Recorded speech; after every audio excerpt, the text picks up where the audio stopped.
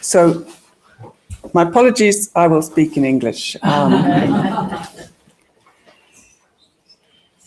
Just to save time, I'm going to jump past the first page, except for the first line of the second paragraph, that Bacon's moral philosophy is one of the most neglected aspects of his philosophy. So going to the second page, second paragraph, the neglect of Bacon's moral thought is explicable partly because he himself judged moral philosophy to be less in need of reform than other branches of learning, other branches of philosophy, particularly natural philosophy. But also because, along with so much else of his Instauratio Magna, he did not complete it. Apart from his essays or counsels, civil and moral, underline that moral, he wrote no treatises specifically on moral philosophy. He does, of course, discuss ethical issues in other writings, in particular in his Advancement of Learning. But in the 17th century, he certainly had a profile as a moral philosopher, as the enduring popularity of his essays shows. And there were collections of his writings published in the 17th century, which were published as his ethical works, particularly his Operum Moralium et Civilium of 1613-8. To judge by the contents of his moral and political works, such as this, at that time his moral writings were taken to include, besides his essays, the De Sapientia Veterum, and that's a text to which I will be making a good deal of reference, his History of Henry VII, and of course the De Atlantis. But nowadays, it's very much his essays which are the main source for discussions of Bacon's moral philosophy. I'll jump to the third page. Now, of course, Bacon's moral philosophy is not totally neglected, and there are various people have approached it in various ways. But I would say, halfway down the first paragraph, Bacon's discussion of moral philosophy is by no means limited to his social and political life.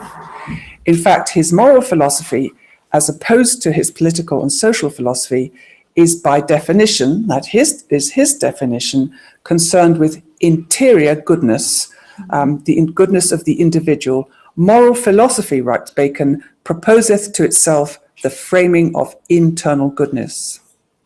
And his proposals for reform contain an extensive analysis of the foundation of this good. In this paper, I propose to discuss his moral philosophy not just as an adjunct to his wider interests, but as an integral to his conception of philosophy as a whole and his proposals for reform. And I want to take cognizance of some recent work on Bacon's natural philosophy, and here I particularly will declare my debt to both Sylvia and to Guido Giglioni. I shall discuss the role of human appetites and affections in Bacon's moral philosophy, with a view to showing how he grounds morality in nature by means of his conception of appetites. Then I'll conclude with some brief remarks to try to connect Bacon's concerns with his British contemporaries. So Bacon's some preliminary observations before I get on to the advancement of learning. As I've said, his longest account of ethics is to be found in that work of the Proficiency and Advancement of Learning, first published in 1605 and expanded and considerably rewritten in the Latin version De Dignitatis et Augmentis Scientiarum, published in 1623. But a few preliminary remarks before about the character of Bacon's moral thought from other sources. First, to make a simple but obvious point, Bacon considers moral philosophy to be one of the two components of all philosophy.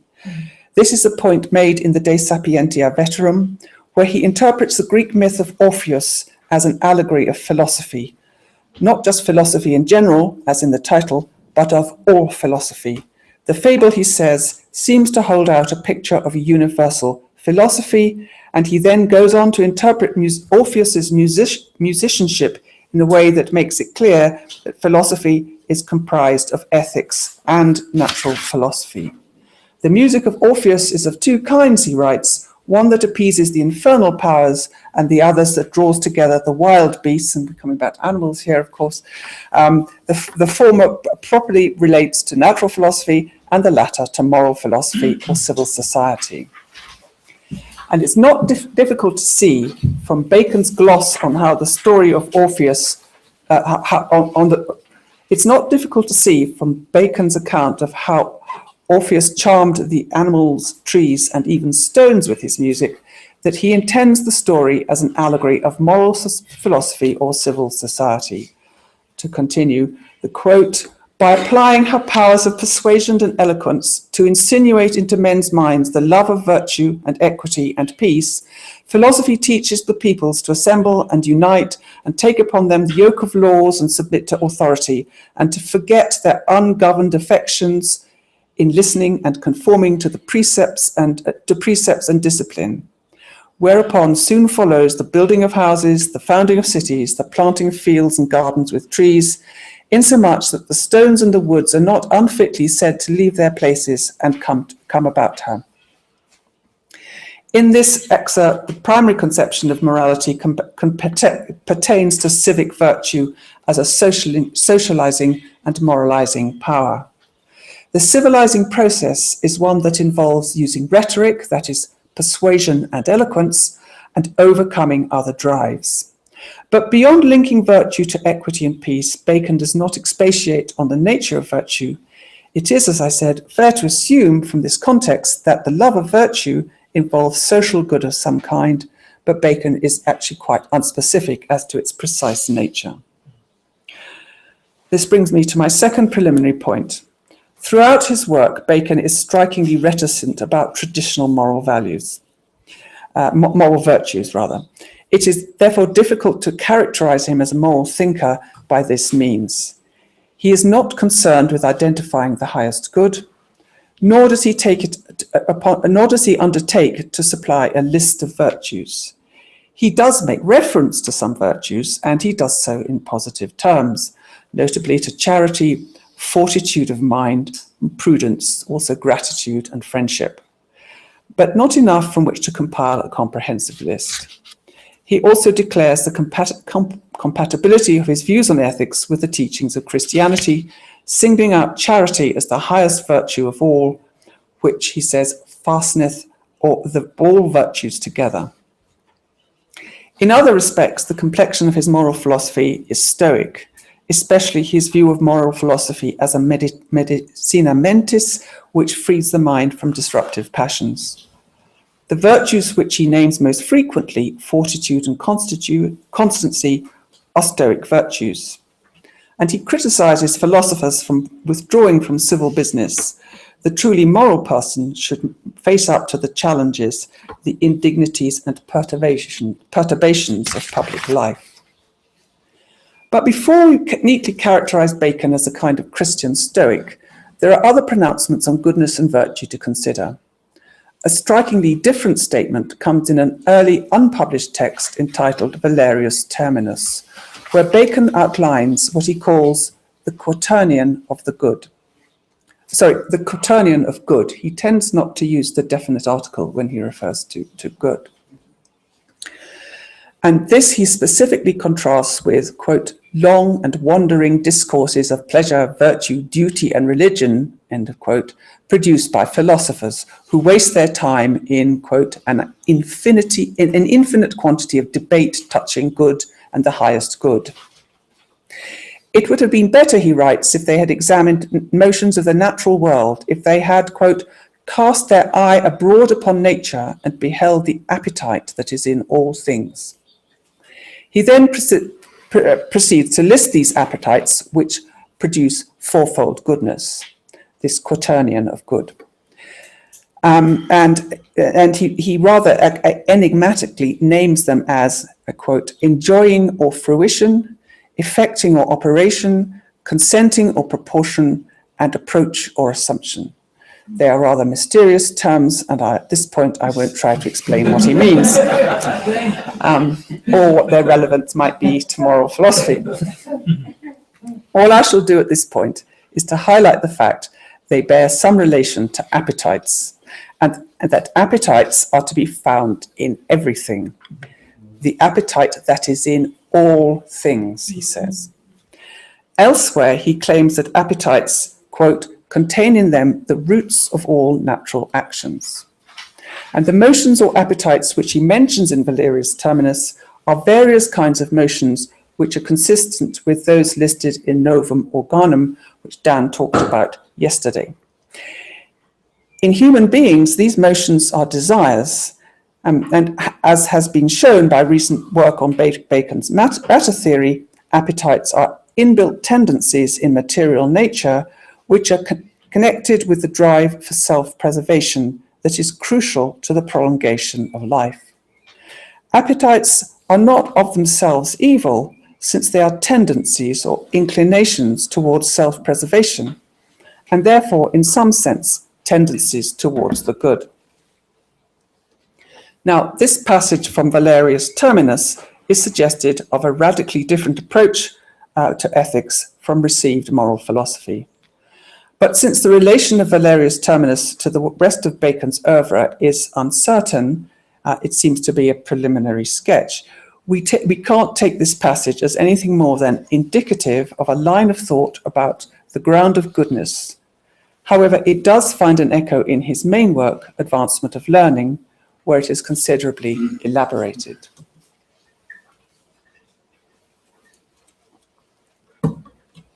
So let us turn now to the Advancement of Learning, which contains Bacon's most extensive discussion of moral philosophy. In this work, Bacon states that ethics is part of that branch of philosophy which concerns knowledge of ourselves, that is to say, knowledge of humanity, philosophy of humanity. This comprises three branches of human knowledge: history, literature, and philosophy, each of which corresponds to a faculty of the human mind: history to memory, poetry or fiction to imagination, and philosophy to reason. Philosophy of humanity is in its turn part of natural philosophy, but as he puts it, as its end or term, which means as both perhaps its final part as well as the goal towards it, which it is directed. Bacon's discussion of moral philosophy and Advancement of Learning is placed after the section on rhetoric and before the section on civil knowledge, both of which have a direct relationship to moral philosophy. Although Bacon condemns moral philosophers for being too concerned with eloquence, he nevertheless assigns rhetoric an important part in the business of attaining the good. Rhetoric has a key function in directing the mind towards the good by presenting virtue attractively. Through its appeal to the imagination, rhetoric can be used to assist reason by harnessing the will to pursue good ends. Civil knowledge or political thought is knowledge of man as social being. As he puts it, knowledge of man congregate or in society. And it deals with conduct in society, social intercourse, business and government, requiring the skills of conversation, negotiation, and statesmanship. But Bacon separates civil knowledge from moral philosophy on the basis that moral philosophy is concerned with man qua human being. Quote, as he consists of body and soul, but yet as he is segregate and separate from society. So it's talking about man, because man and not man in relation to other human beings. And the human, I should say. He never, of course, makes no references to women. In general terms, civil knowledge could be considered as a type of moral knowledge, but for now, let's respect Bacon's distinction between them. So moral philosophy itself, that is segregate knowledge, is subdivided by Bacon into theoretical and practical, that is the knowledge of the good and attainment of goodness, or to use his terminology, knowledge of the exemplar or platform of the good, and regiment or culture of the mind. The former deals with the nature of good and comprises good, virtue, duties, felicity, which are, he says, the true objects of man's will and desires, while the culture of the mind, which he also calls the Georgics of the mind, direct allusion to Virgil's poem about agriculture, the Georgica. I don't know how you say that in Spanish. Georgica. No. Anyway, we know which poem it's talking about. The culture of the mind discusses how to direct man's will towards the goods by prescribing rules how to subdue, apply, and accommodate the will of man thereunto. According to Bacon, good may be considered as either simple or comparative good, and the former are types of good, and the former are types of good, different kinds of good, and the latter degrees of goodness. Bacon regards good as having dual aspects. This is what she called the double nature of good. One being good considered in itself, or individual good, and the second being good in relation to a larger whole, the communicative good. Among human beings, this double nature correlates to individual and communal or social good, the good of communion. And from this, he deduces the priority of vita activa over vita contemplativa.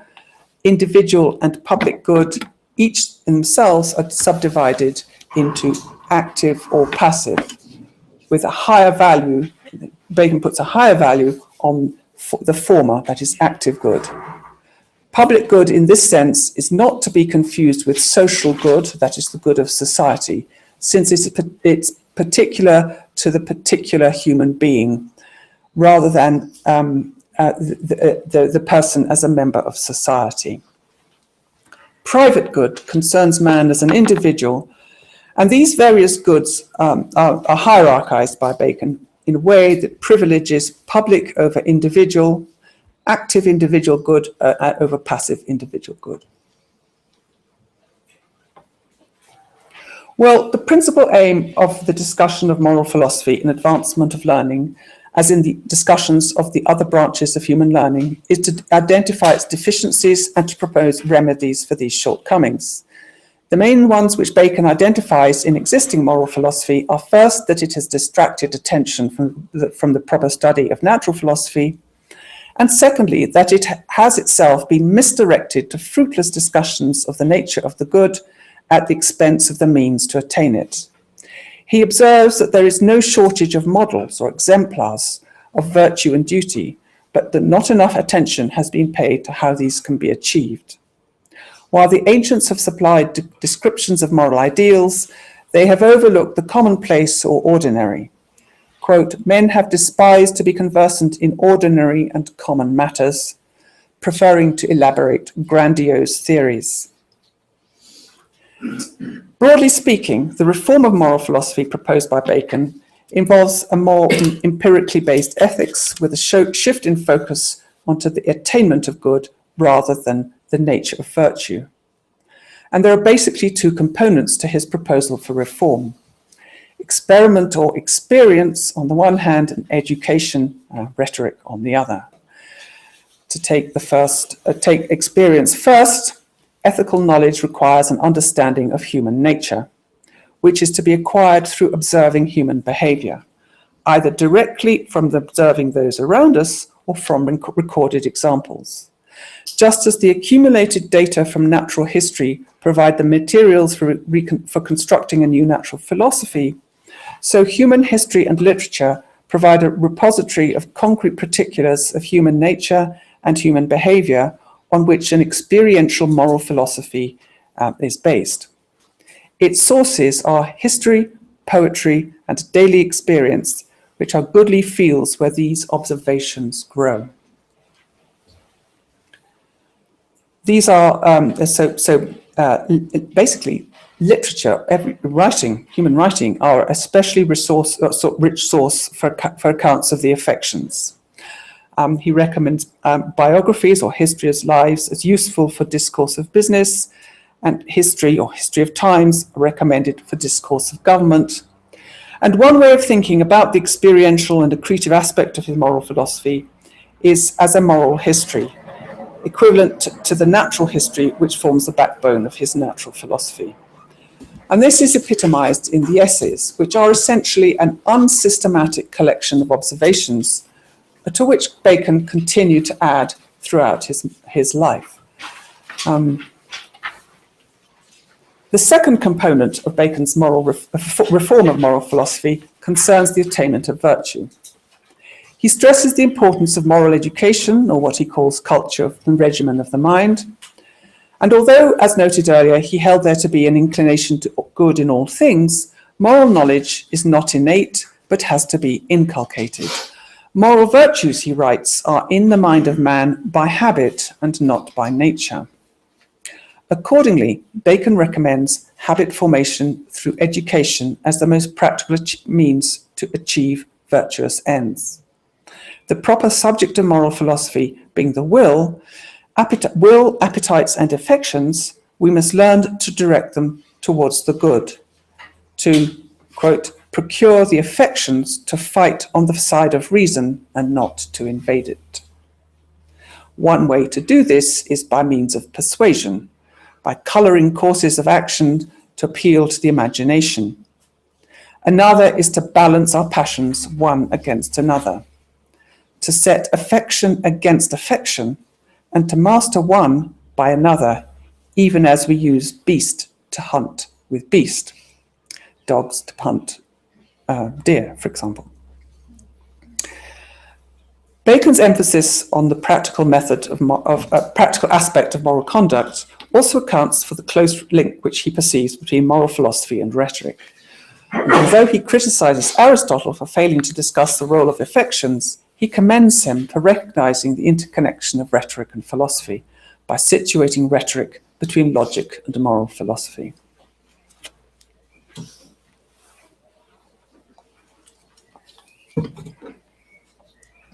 Well, this much is familiar territory to students of Bacon.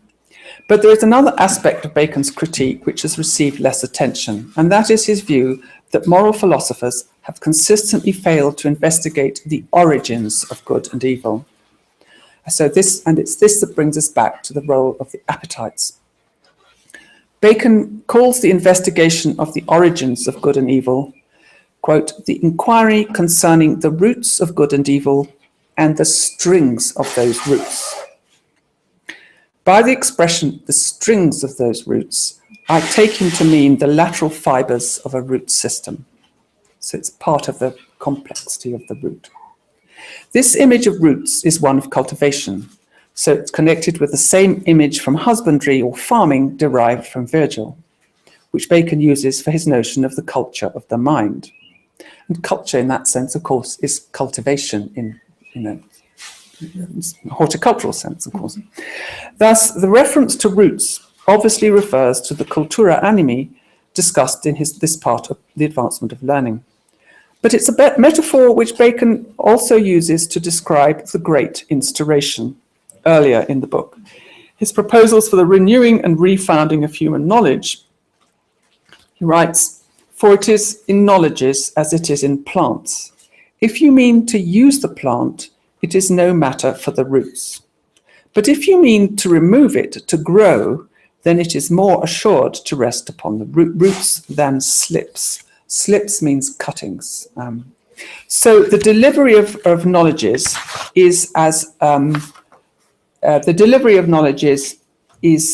of fair bodies of trees without the roots, good for the carpenter, but not for the planter. But if you will have sciences grow, it is less matter for the shaft or body of the tree, that is the trunk of the tree, so you look well to the taking up of the roots. So what he's describing here is knowledge newly planted, designed to grow and increase, to augment the augmentation of the sciences. And knowledge newly planted will not flourish without roots. No doubt he intends a pun on root and radical.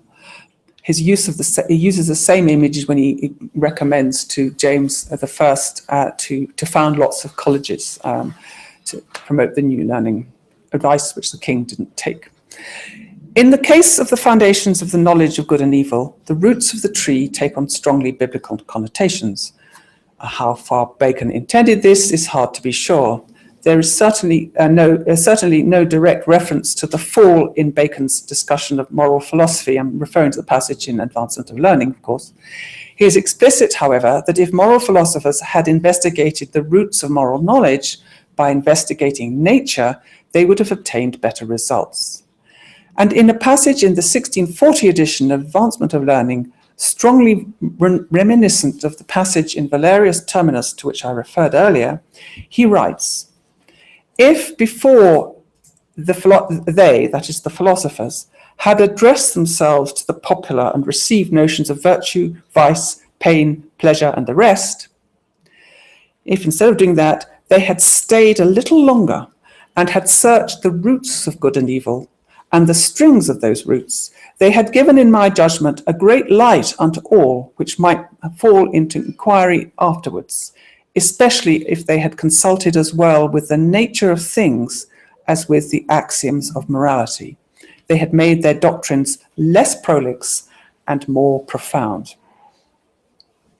This passage occurs just before he discusses the culture or manurance of the mind.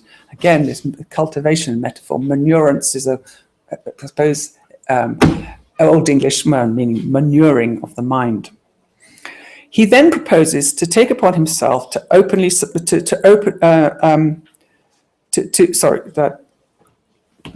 he then takes upon himself to supply some of the omission in moral philosophy. We will endeavour to resume and open a more clear manner, he writes, by opening up the springs of moral habits. What then follows is an analysis of the different types of good, constitutors of the platform of the good, private or individual good and public good, the good of communion, I mentioned earlier, the active and passive good outlined earlier. What is striking is the appetitive character of these goods, for in every case the good discussed is characterized or disclosed, as Bacon puts it, in terms of appetites. So, for example, private and public good are each expressed in the form of a different appetite. They are the appetites of generation, self-preservation, and self-perfection. Active individual good is the desire for perfection through conservation. Passive individual good is the desire for self-perfection. And good of communion is the desire to increase itself externally. All of these appetites arise from self-love. There is, he writes, impressed upon all things a triple desire or appetite of proceeding from love of ourselves, one of preserving and continuing their form, another of advancing and perfecting their form, and a third of multiplying and extending their form upon other things. Furthermore, it's not just human appetites that he seems to be talking about, human beings, but he attributes these appetites to everything, to all things. They are, in this sense, good is to be found in nature, and it is universal. The inclination to good, which he believes to be implanted in all things, is an appetite. The double nature of the good, which he identifies as the platform of the good, is formed in everything. And the examples he gives of it are taken from the natural world. The 1640 version of the passage emphasizes the appetitive character of the good by the additional specification of appetite. There is inbred and imprinted in everything an appetite to a double nature of good. The one, as everything is a total or substantive in itself, that is the good of the individual. The other, as it is part of some greater total, that is the public good or good of communion. The appetites associated with these different goods recall Bacon's description of quaternion of the quaternion of good, fourfold goodness, which he sketched in his unpublished Valerius Terminus. Preservation through self-propagation, passive individual good is the desire for self-perfection. the good of union is linked to the desire to preserve the whole. And as inbuilt tendencies in human nature, appetites are apparently more basic than affections. Bacon says they are, he uses this expression, more intrinsic and radical. And that term radical, of course, could come back to this idea of root, but of originator or cause. It would therefore seem to be that the appetites are the roots and strings of the roots of good and evil. So the appetites are thus a key point of connection between nature, physical nature that is, and human nature. They are the link between natural philosophy and moral philosophy. In this respect, Bacon's account of good is a naturalistic account. The appetites are, moreover, to be distinguished from will and affections. They are motive powers governing our actions, which along with will and affections. And as he underlines, moral knowledge requires an understanding of how both our appetites and affections influence our behavior. He often refers to affections and passions as perturbations of the mind or diseases of the mind. The appetites don't seem to be characterized in this way. I haven't found such a characterization anyway. But they are not necessarily neutral forces, and they need to be governed. To underline the point that a key element of regiment of mind is harnessing of appetite and desire, and not simply affections, recall for a moment the opening section, Advancement of Learning, where he discusses ethics. In 1605 edition, the moral significance of the appetite is made explicit at the start of the discussion, which opens by defining ethics as that knowledge which considereth the appetite and will of man. And in the well-balanced soul, the appetites are conducive to goodness when the will is subordinate to reason, incentivized by affections. Moral knowledge, he writes, respecteth and handleth the will of man. Right reason governs the will. The will, good apparent, seduceth it. The incentives of the will are affections. The organs and voluntary motions are her ministers, and those motions, voluntary, is where the appetites lie. It is, of course, one thing to recognize the appetites as the roots of morality, and quite another to explain how we get from appetitive inclinations to moral virtues like charity, fortitude, or prudence. Howsoever this is achieved, the general point remains that it cannot be done without an understanding of the inclinations or desires which are part of our nature, that is, the appetites. Well, I'm not proposing to cover that. I'm not going to explain how you get from an appetite to being charitable. I'll leave that for another occasion. I'd like to just draw some conclusions now. There's much more to say on this topic, of course. And at this point, I shall simply conclude by underlining the historic Francis Bacon. We've been hearing more now about Bacon as a man of his time, from Dan's paper and the other papers we've had, and Bacon's connections with Renaissance philosophy. And more recent work on Bacon by others outside this room has helped us better understand how his speculations on the nature of matter connect to the natural philosophy of the Renaissance, particularly to figures like Telesio and Campanella. Now, I want to suggest that Bacon's moral philosophy is also suggestive of a contemporary intellectual context. I'm not saying that those philosophers are not important, but I'd like to suggest a context rather closer to home, but rather closer to Bacon in time and place.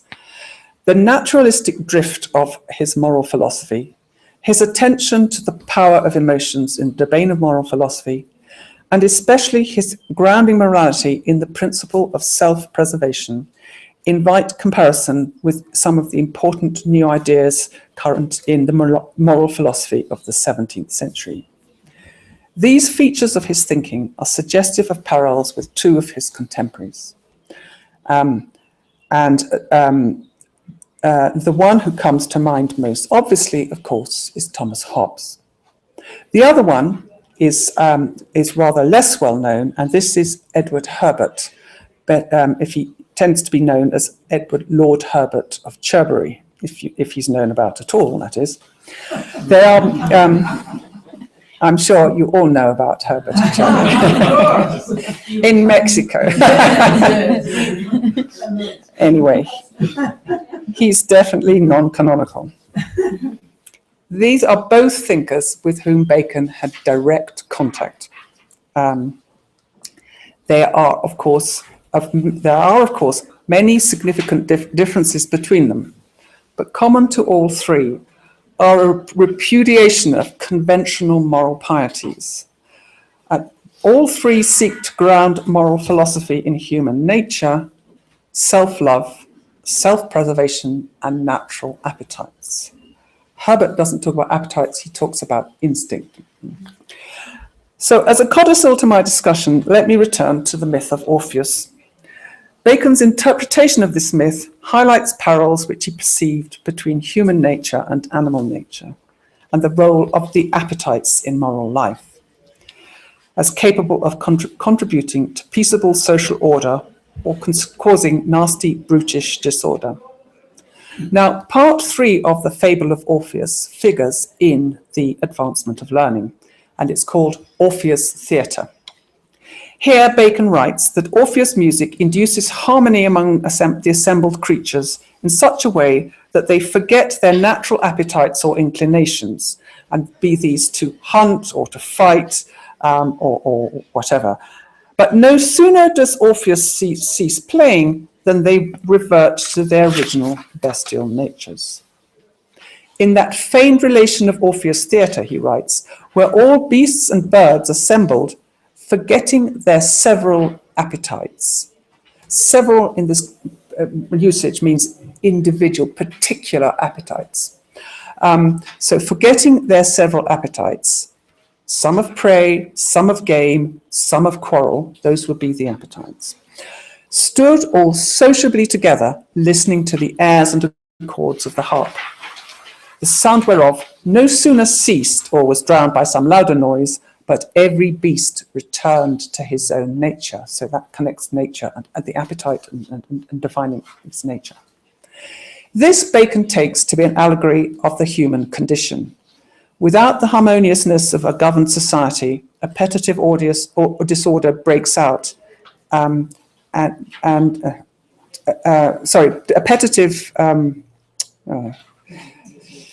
there's something going on with my English here. Without the harmoniousness of governed society, appetitive disorder breaks out and destruction follows, wherein it is aptly described the nature and condition of men, who are full of savage and unreclaimed desires of profit, of lust, of revenge, which as long as they give ear to precepts, to laws, to religion, sweet eloquence and persuasion of books, of sermons, of harangues, so long is society and peace maintained. But if these instruments be silent, or that sedition and tumult make them not audible, all things dissolve into anarchy and confusion. It would be interesting to know what Bacon thought of, what Hobbes thought of Bacon's Orpheus. Thank you very much.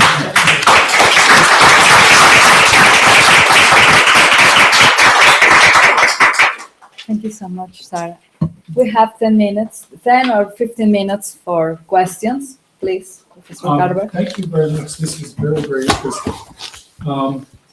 I'm particularly interested in the what you said sort of in the middle of the paper about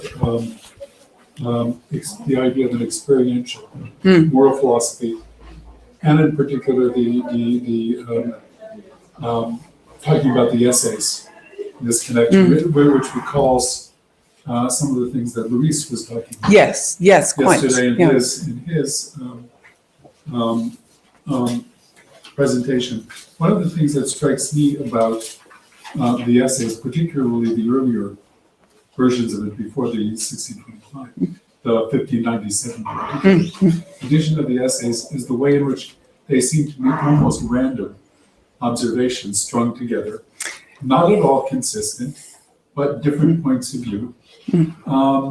And this seems to be in a certain, or this looks as if it could be, in a certain way, in radical contrast with a very careful organization that you see in his natural histories, you know, when they regard the external world as opposed to the moral world. Or am I misreading them? Here's another possible reading, that the titles of the essays in a certain way might be regarded as grouping the observations under particular categories and giving them a kind of structure parallel to the natural histories. A kind of silva savarum of Although there's some of course, that's perhaps not a very good, yes. Problematic Yeah. in terms of its.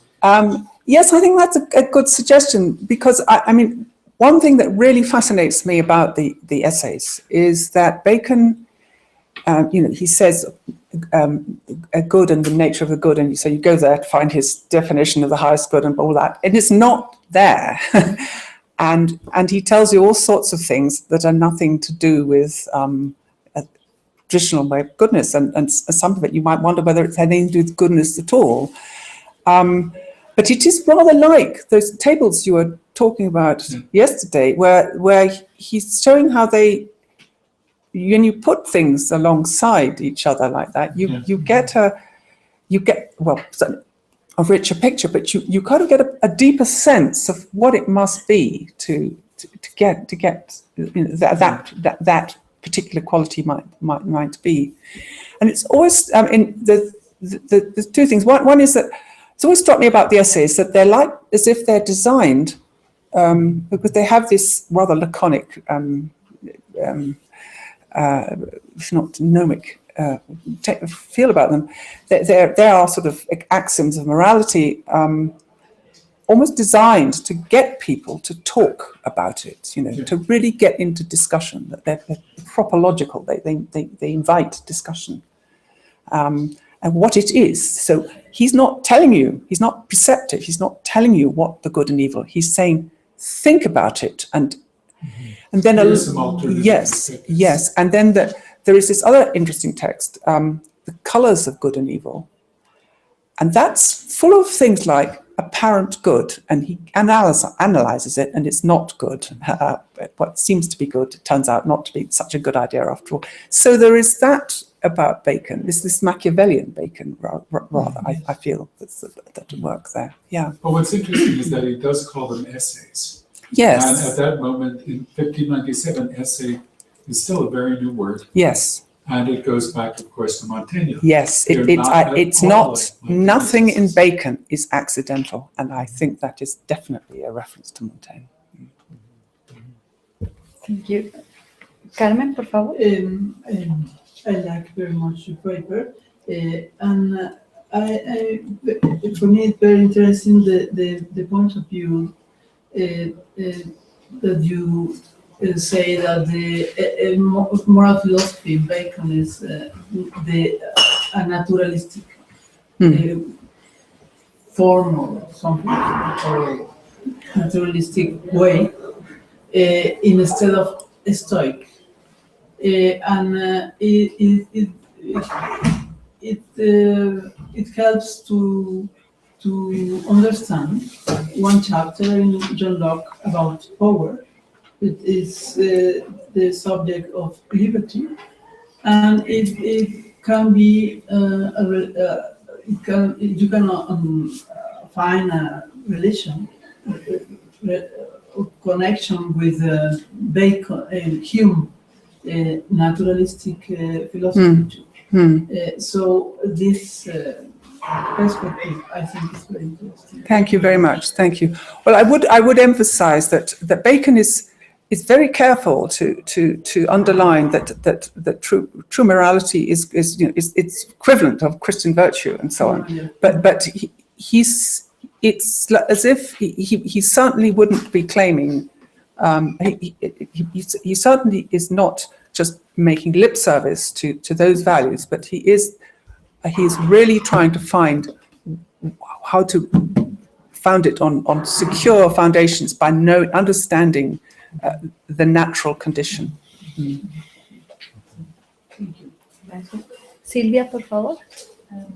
Thank you very much. It was really interesting. And, Well, thank you for your work. That was very inspiring.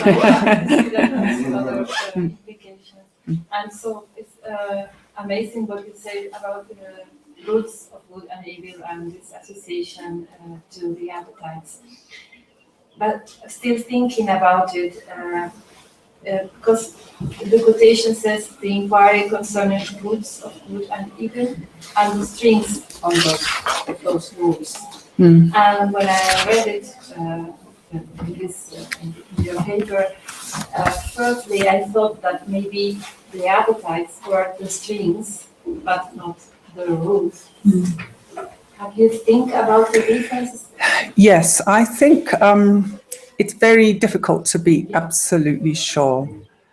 And I mean, I had a long puzzle about what do strings mean, and I must find an Elizabethan dictionary to see if they give although it's probably a direct translation from Latin technical term, but fiber is the term we would use today. And so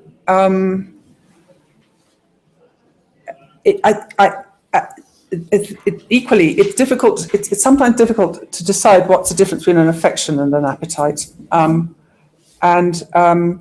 So I think you've actually pointed to something quite important here, that it's perhaps truer to say that appetites are part of the root system rather than the main root. They're part of the system of roots.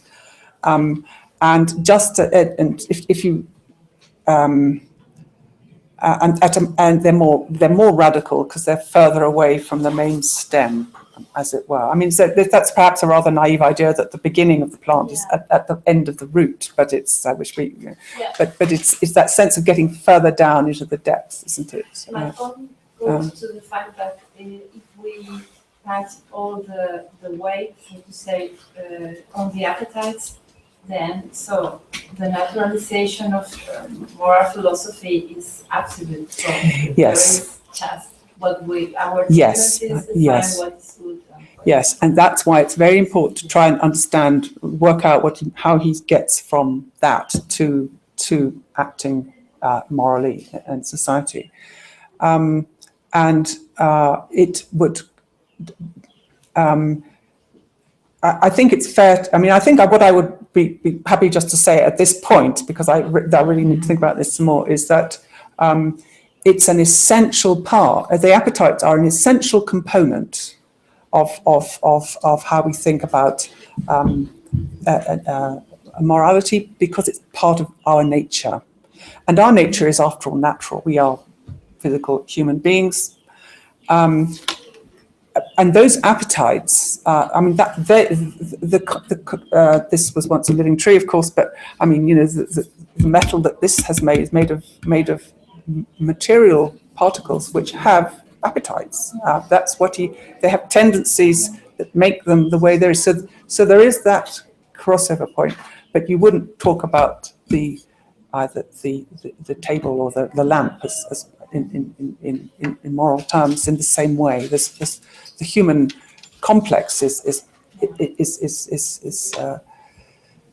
Just one word.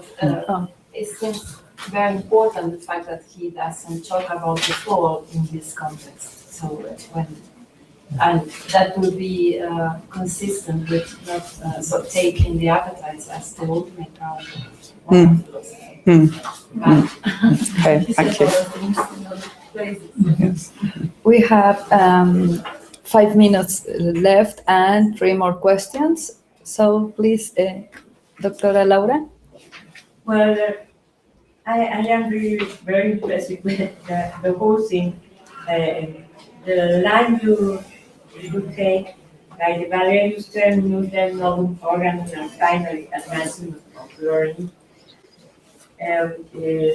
Underlining first motions and various terminus, desires and something like that in your organ, and appetites in advancement of learning.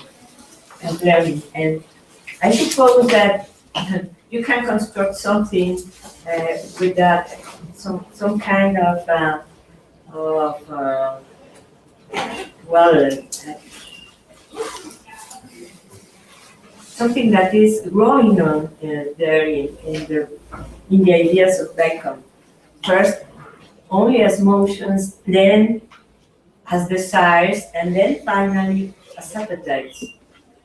And I don't know, I just, well, thinking about that, because there are something that happens with Bacon and that. So you mean that it's a development? Yes, Yeah. it's a kind of development in Bacon's considerations. Yes. Moral. Yes, I think I'd have to look very, very carefully at the various occurrences and whether you can see a chronological There is pattern. But my sense is that appetite, I mean, Sylvia knows better than I, that in Valerius Terminus, appetite and motion they are motions already there. I think one thing that's not completely clear is whether he means that all appetites work for self-preservation and therefore all appetites are in some way good, or whether there are particular appetites and only these ones will work towards help towards the human good. He does specify these ones, rather enigmatically named ones, as the ones which are most pertinent to moral philosophy. But so it's It gives me the impression that he goes constructing the concept. And first he really mentioned motions and that's all, because it's not moral philosophy. Yes. But then he goes a little more, and then the desire is something that it could be in the things of the world, or well, he does talk about finally yes. the appetites that are more exclusive, not only but more exclusive for human beings. I think, if anything, it's the other way around, because the appetites are actually in matter. It's in matter. I mean, this is what you described as the animistic. I mean, they even talks about desires in material things. So I think it's more closely connected. But anyway, I'll think about. That's something important to think about. Yes, thank you. Thank you very much, Sarah. We have 2 questions left, but I'm afraid to tell you that we have to finish to end this presentation. So please give about.